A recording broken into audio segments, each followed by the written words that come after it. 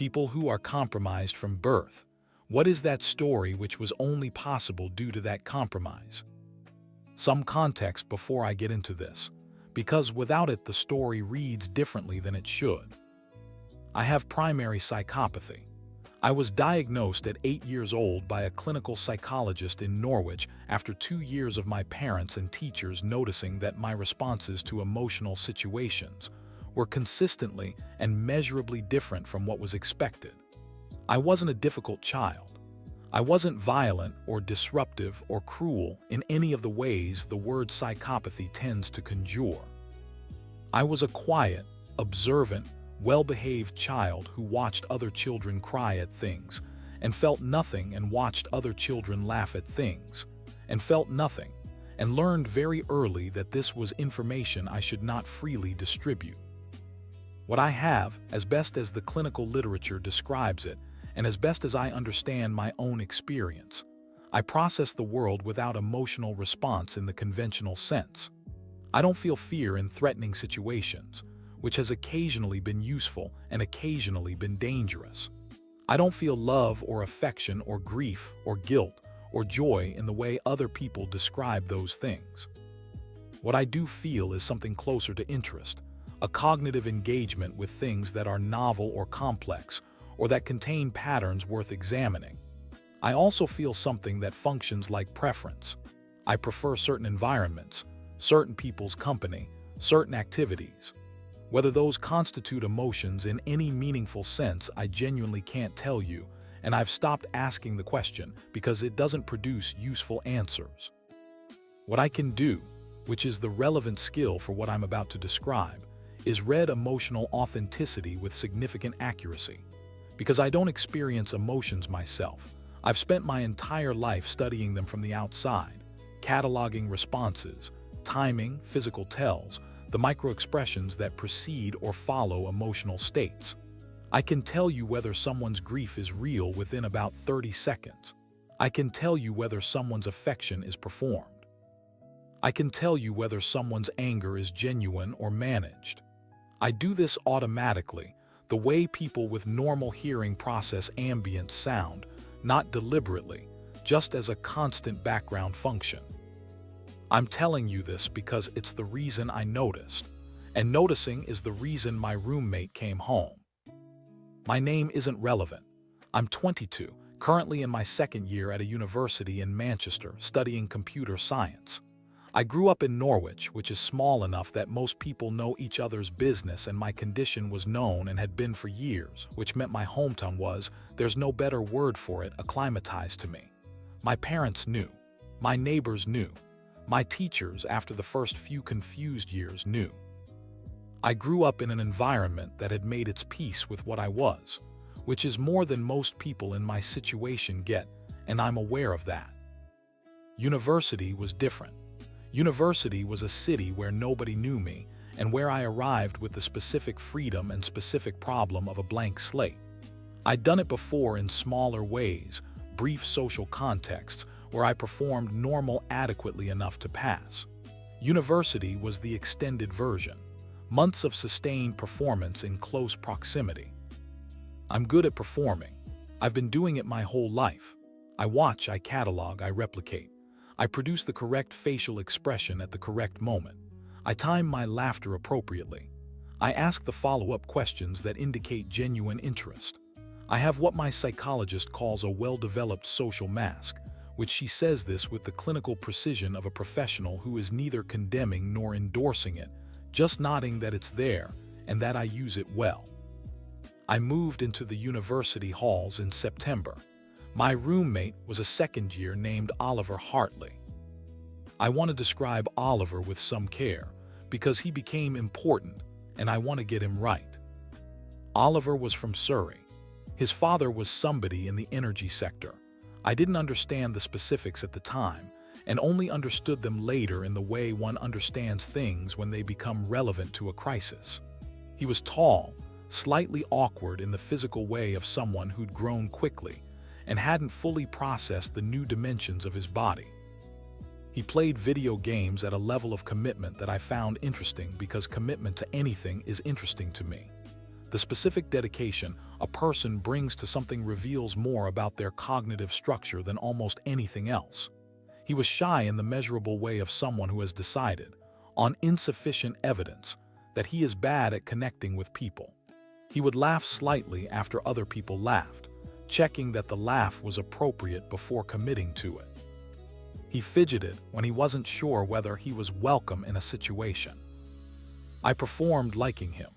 I'm noting that specifically because what happened later complicates the distinction between performing liking someone and actually liking someone in ways I'm still working out.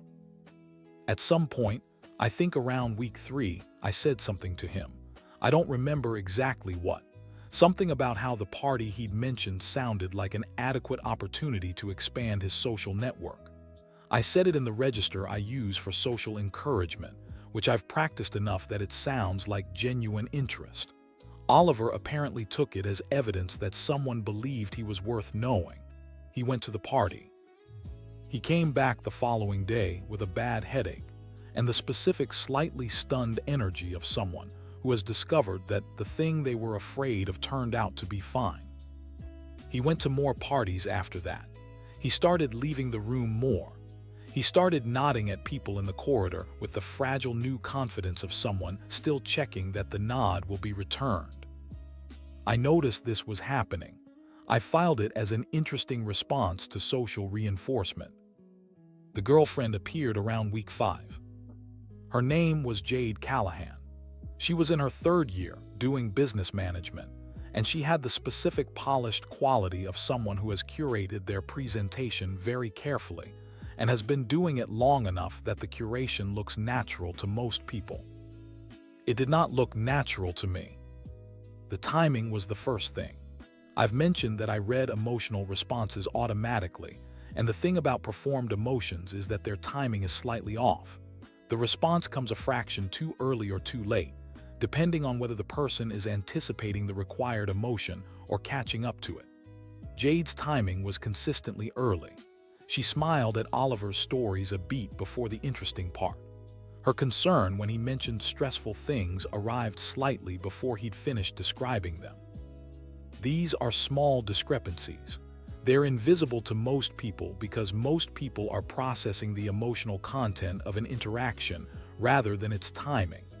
I process the timing because I'm not processing the emotional content.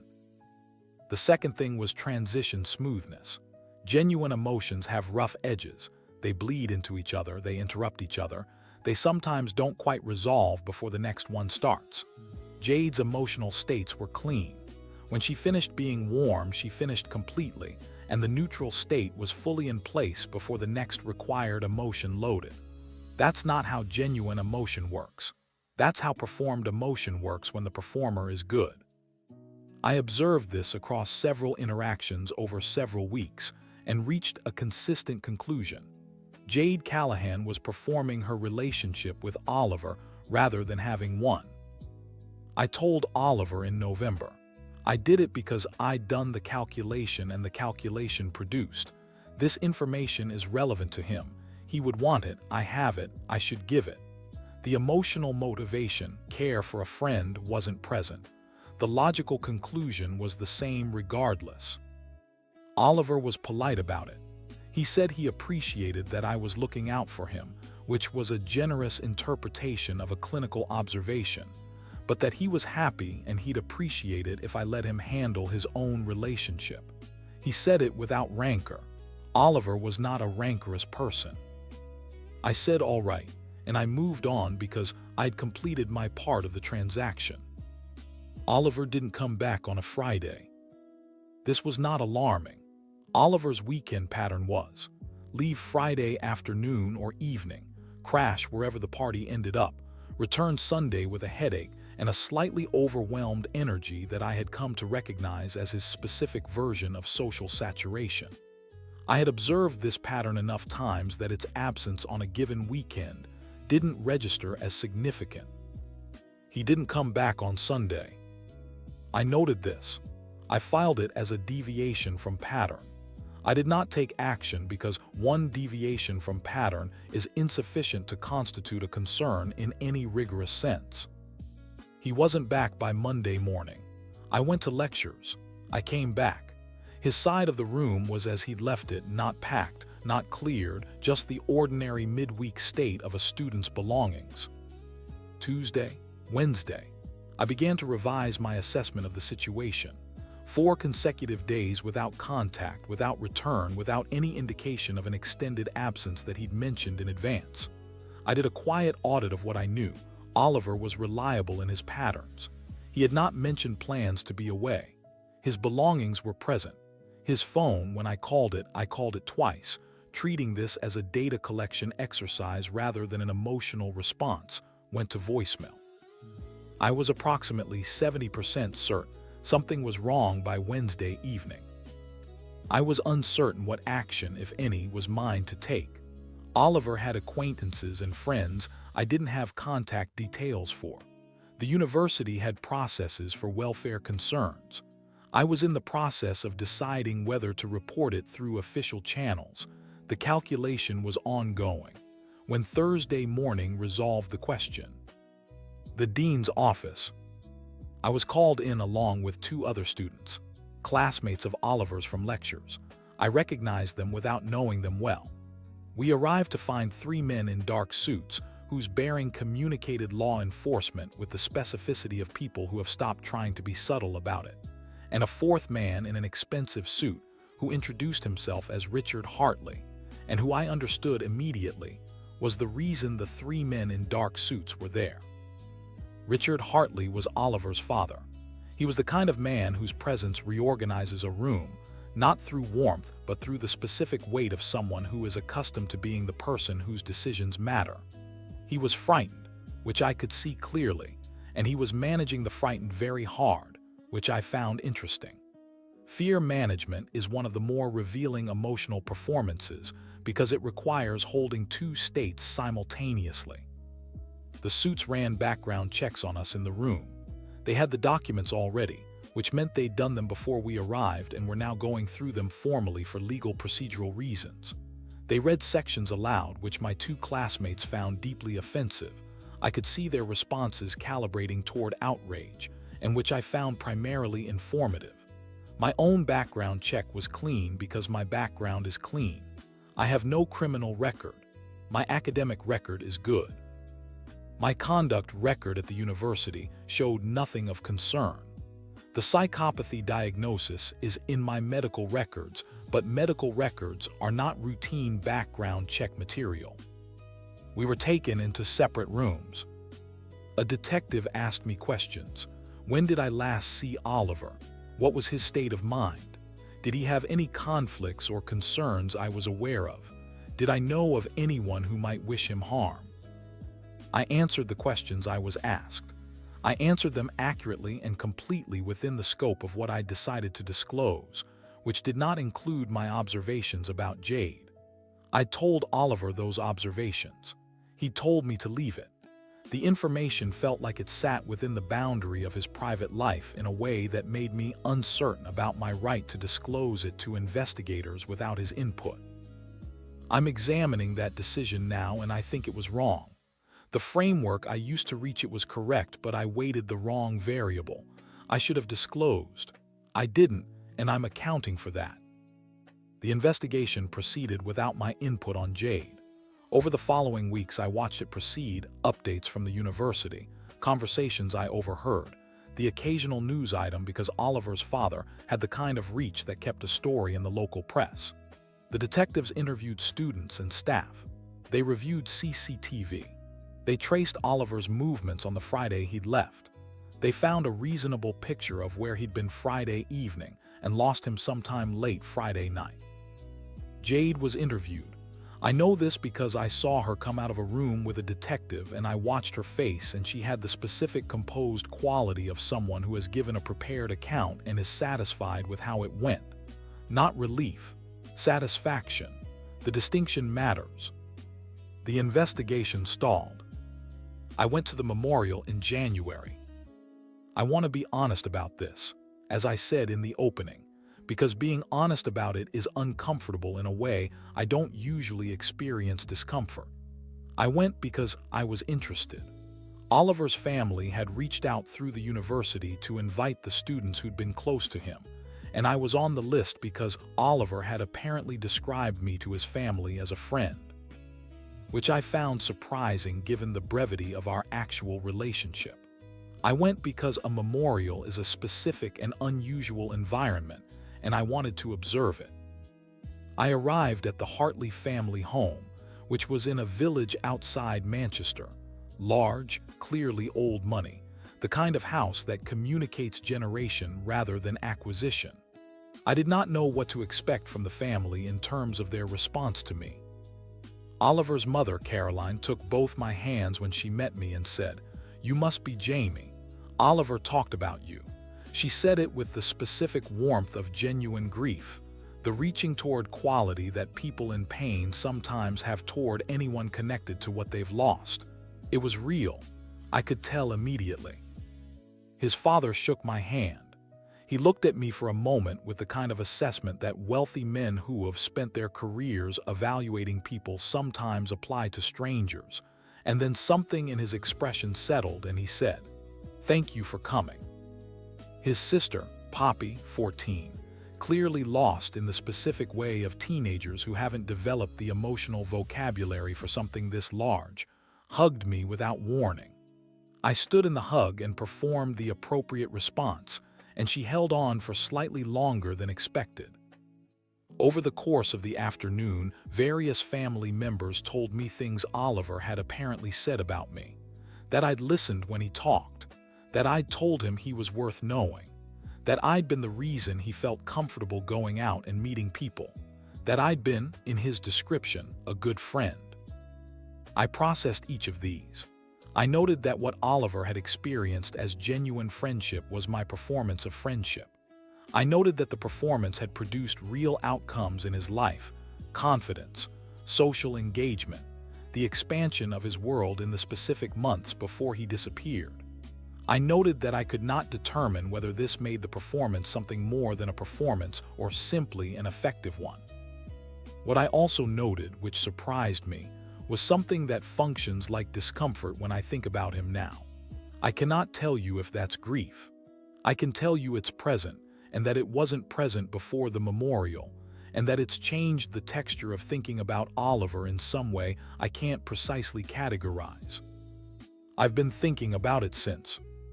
I went to the police station on a Tuesday in February. I'd made the decision over the preceding week using the following calculation. Oliver's family had welcomed me as someone Oliver trusted. They had shared their grief with me on the basis of that trust. I had information that was potentially relevant to finding Oliver, and I had withheld it. The withholding had been based on a framework that had weighted Oliver's privacy over the investigation, which had been a reasonable framework when Oliver was a person who could make decisions about his own privacy, and was no longer a reasonable framework when Oliver had been missing for 2 months and the investigation had stalled. The calculation produced, go to the police. I asked to speak to the detective who'd interviewed me in December. His name was D.S. Callum Reed. He was in his early 40s, the specific worn quality of someone who handles difficult cases as a routine professional matter and has learned not to take them home, though they go anyway. I sat across from him and I said, "I withheld information in my original interview that I believe is relevant to the case. I'd like to disclose it now, and I need to explain why I withheld it because the reason is something I'd like you to hear before you form conclusions about the withholding." He said, "All right." I said, "I have a clinical diagnosis of primary psychopathy, documented, managed, not associated with violence or criminal behavior, but I'm aware it's not information that reads neutrally in the context of a missing persons investigation. I withheld my observations about Oliver's girlfriend because I was concerned that if I disclosed my condition in the process of disclosing the observations, I would become a suspect rather than a witness. I'm telling you now because I've decided the information is more important than my concern." D.S. Reed looked at me for a long time. He said, "Say that again." I said it again. He said, "Right." And then he did something I want to record because it was unexpected. He nodded in the specific way of a person who is adjusting their model of a situation and continuing rather than stopping. He picked up his pen. He said, "Tell me about the girlfriend." I told him everything. The timing tells, the transition smoothness, the weeks of observation, the pattern that had built into a consistent conclusion. I told him about the conversation with Oliver in November, that I'd raised concerns and Oliver had asked me to leave it, and I told him I'd respected that boundary in December when I probably shouldn't have. D.S. Reed took notes throughout. When I finished, he was quiet for a moment. He said, "Can you walk me through the timing thing again?" The smile arriving early. I walked him through it. He said, "How consistently did you observe this?" I said, "Across every interaction I witnessed over approximately 6 weeks.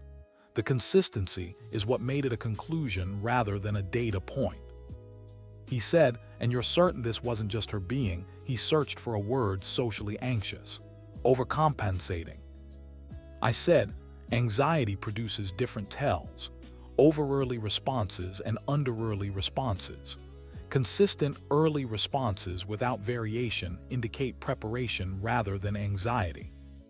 He looked at me for a moment. He said, "You're quite certain about this?" I said, "I'm certain about what I observed. The interpretation is mine and could be wrong, but it hasn't been wrong before in my experience." He said, "All right." He said, "I'm going to need to run some additional checks on you, not because I think you're lying, because this is unusual and I need to be able to defend whatever comes next procedurally." I said, "I understand. I'll cooperate with whatever you need." The background verification, a separate account. D.S. Reed ran a thorough secondary background check. This one went deeper than the December version.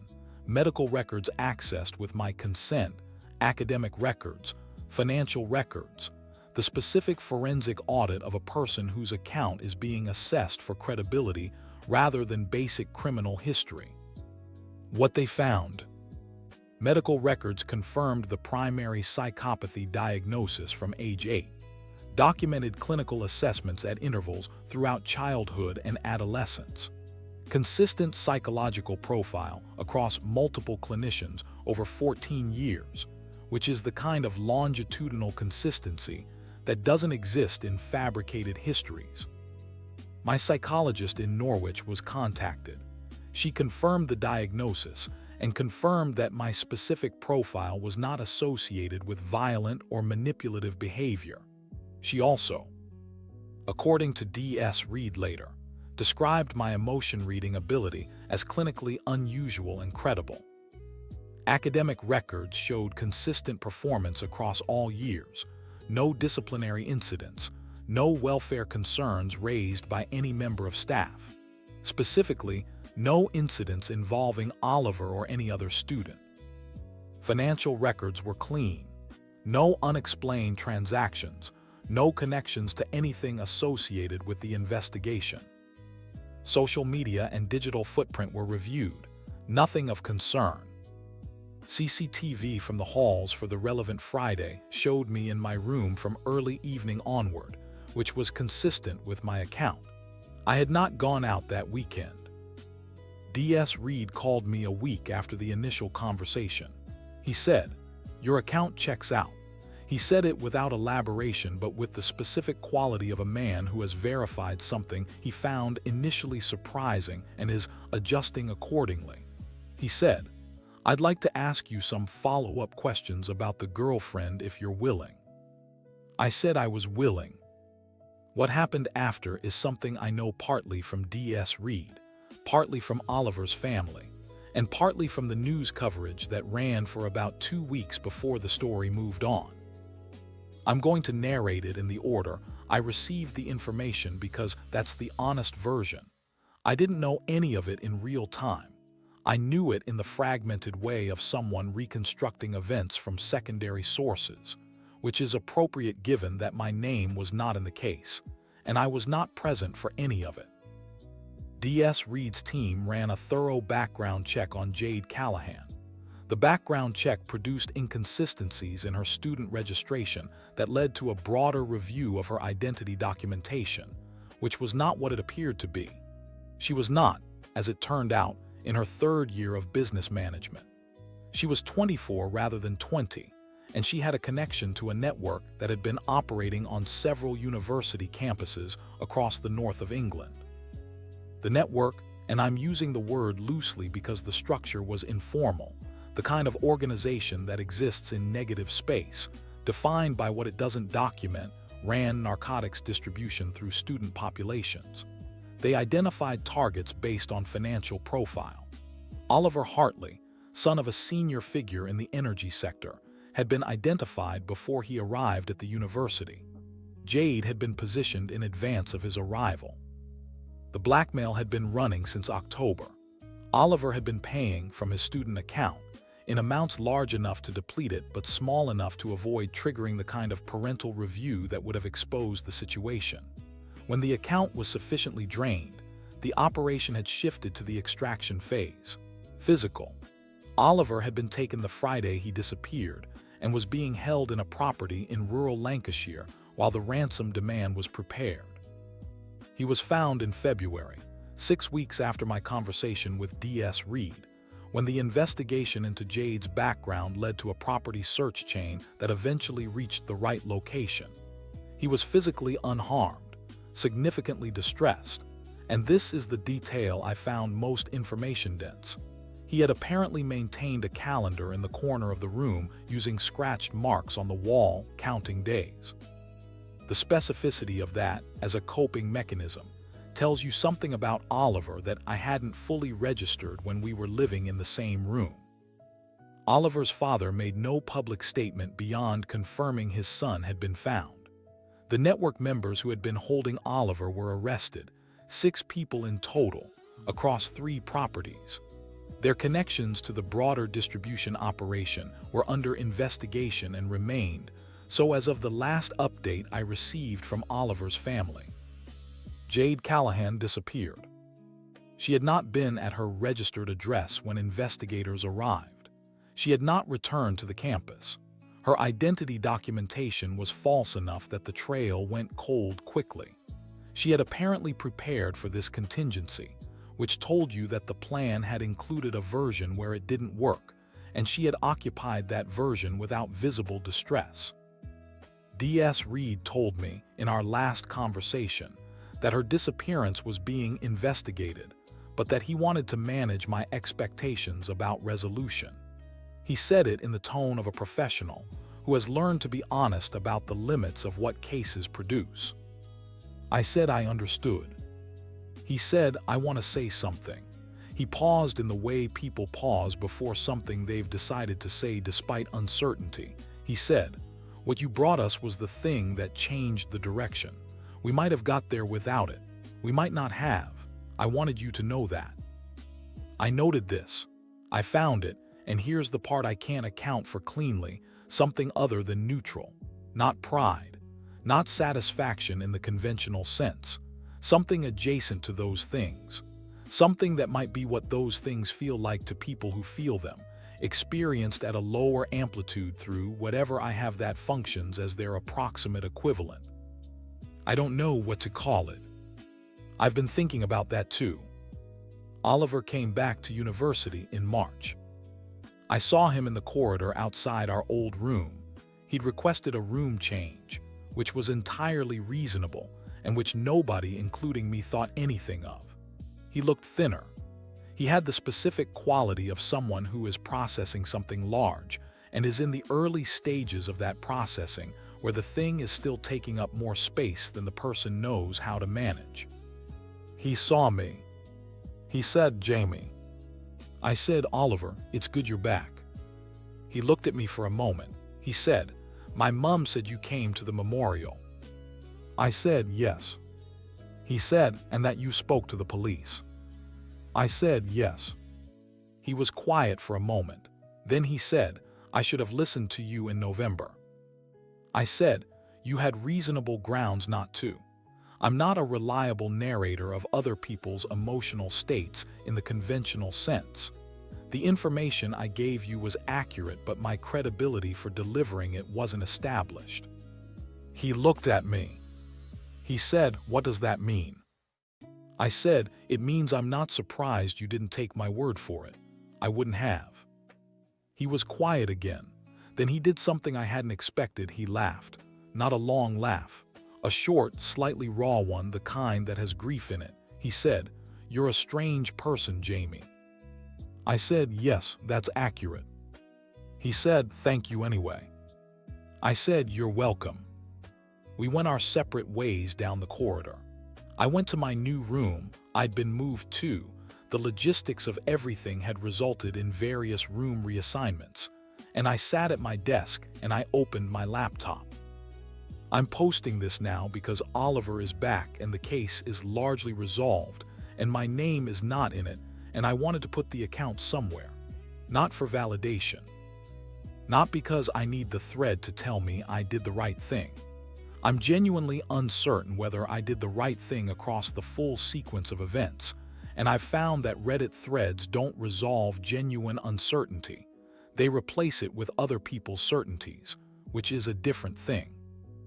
I'm posting it because it's the most significant thing that has happened to me, and I have nobody to tell it to. That's not self-pity, it's just accurate. The people who know me know about my condition. The people at university don't.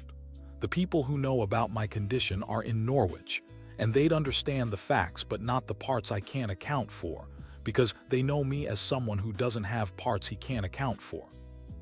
The parts I can't account for are the discomfort when I think about Oliver that wasn't there before the memorial, the thing D.S. Reed said that landed as something other than neutral, the moment in the corridor today that produced something I don't have a word for. I'm not claiming these are emotions. I'm not claiming anything. I'm nodding that they're there and that they're unusual and that I find unusual things interesting. Whatever they are, they started when I stopped performing friendship and noticed I couldn't find where the performance ended. I'll leave that there.